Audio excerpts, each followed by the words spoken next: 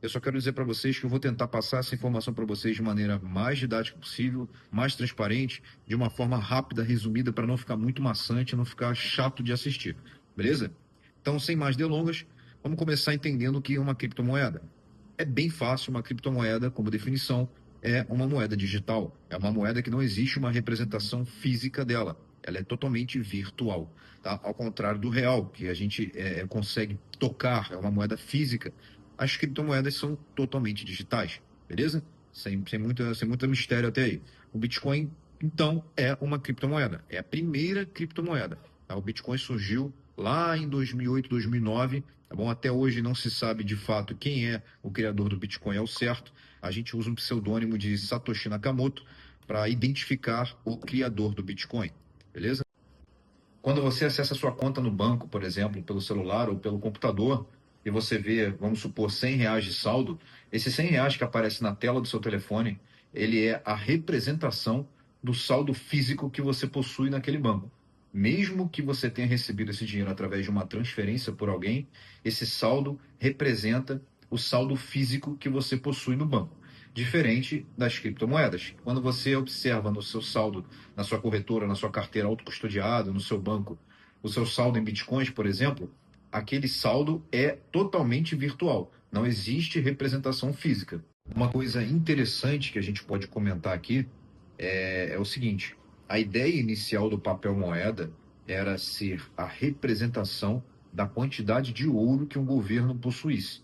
Então, se o governo, assim, a grosso modo, tivesse R$ 1 bilhão em ouro, você teria R$ 1 bilhão em papel moeda. Seria uma representação do ouro que o governo possuía. O que aconteceu ao longo dos anos foi que os governos, em geral, começaram a ficar gananciosos e começaram a imprimir mais dinheiro do que de fato eles tinham em ouro minerado.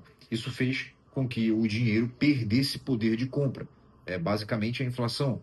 Ou seja, o dinheiro que você compra, a quantidade de dinheiro que você usa para comprar algo hoje é maior do que a quantidade de dinheiro que você precisava 1 ano atrás, por exemplo.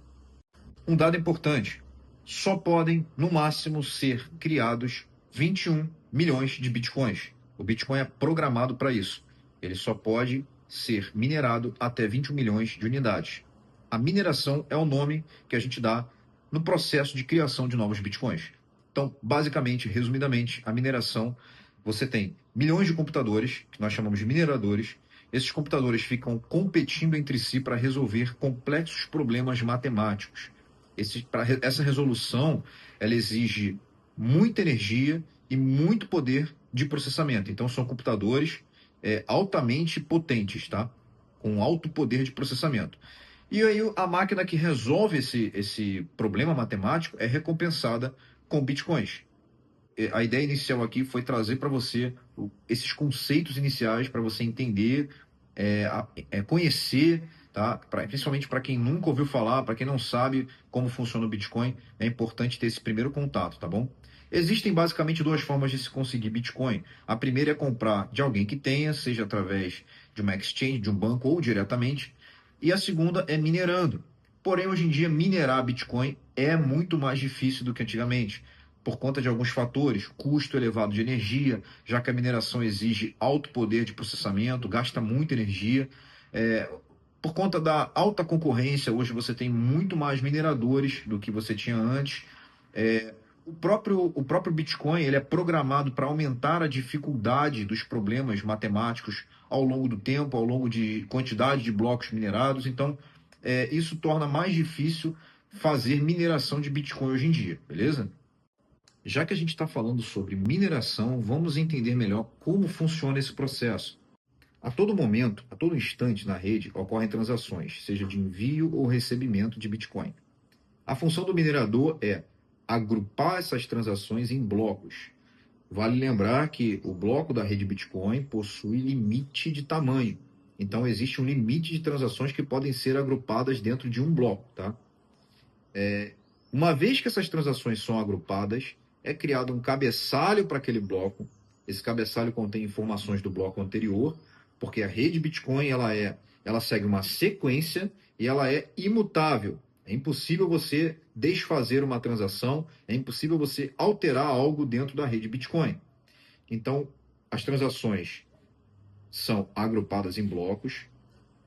Existe a criação de um cabeçalho contendo informações do bloco anterior, contendo informações, marcadores temporais, e outras variáveis, tá?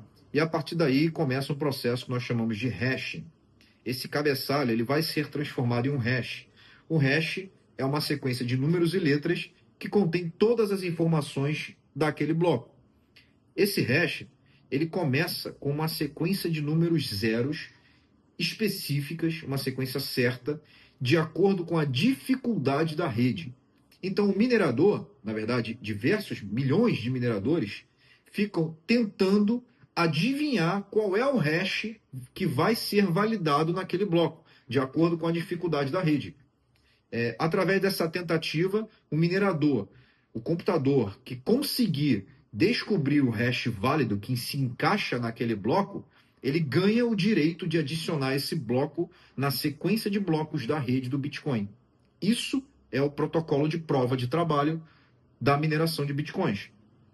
Então, os mineradores competem entre si para resolver esse problema matemático, que é justamente descobrir qual é o hash válido para aquela rede, para aquele bloco, perdão. O minerador que descobre o hash válido ganhou o direito de adicionar esse bloco na sequência da rede. Esse bloco é adicionado na sequência da rede. A partir daí, todos os nós da rede precisam validar esse novo bloco, verificar as informações, ver se está tudo certo. Isso é o protocolo de consenso. O protocolo de consenso consiste justamente em que toda a rede Bitcoin esteja em consenso sobre o estado da rede, sobre o status da rede. Tá?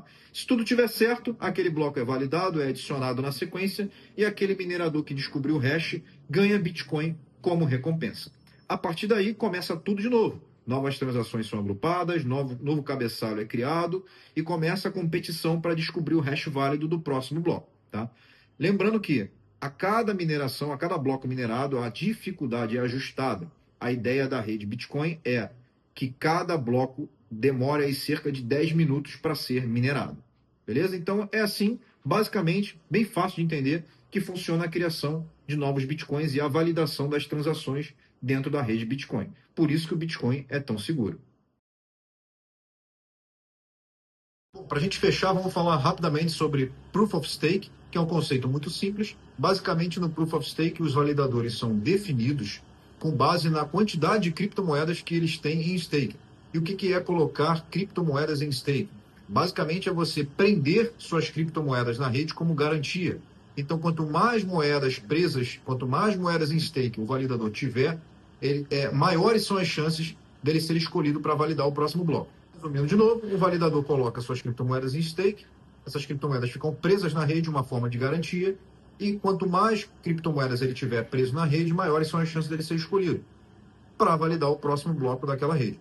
E o que estimula o comportamento honesto desses validadores é justamente o fato de suas criptomoedas estarem como garantias. Caso ele faça algo que seja considerado desonesto pela rede, ele perde parte ou até totalmente as suas criptomoedas que estavam em stake. Isso é totalmente diferente do Proof of Work que nós vimos, onde existe uma competição entre mineradores.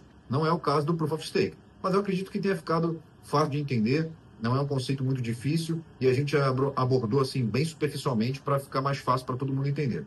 Então é isso, espero que vocês tenham gostado do vídeo, espero que não tenha ficado um conteúdo muito maçante. A gente vai melhorando a partir daqui os próximos vídeos para trazer sempre conteúdos melhores e com mais informações para vocês, tá bom?